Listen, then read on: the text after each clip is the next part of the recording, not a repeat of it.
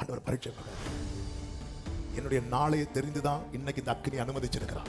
என்னுடைய நாளையை தெரிந்துதான் இன்னைக்கு இந்த தண்ணீரை இப்படி ஒரு வாழ்க்கை வாழ்றதுக்கு சாவத மேல் ஒரு ரட்சிக்கப்பட்ட தேவ பிள்ளை வாயில இந்த வார்த்தை வரவே கூடாது. நீ இதுவரை பார்க்காத உபத்திரவமா மோசே? நீ பிறக்கிறதுக்கு முன்னாடியே உன்னை கொல்லணும்னு பார்வோம் சட்டம் போட்டான். அந்த உபத்திரம் உனக்கு தெரியுமா மோசே?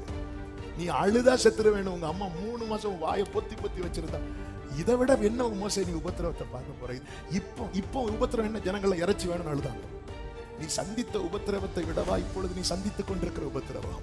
நீ எவ்வளவு பெரிய நீ அக்கினியிலிருந்து தப்புவிக்கப்பட்டவன் அல்லவா? இப்ப நீ சந்திக்கிறதை நான் அதையே கடக்க பண்ணுனேன், இதை கடக்க பண்ண மாட்டேனா? சாவை விரும்பாதே சபையே.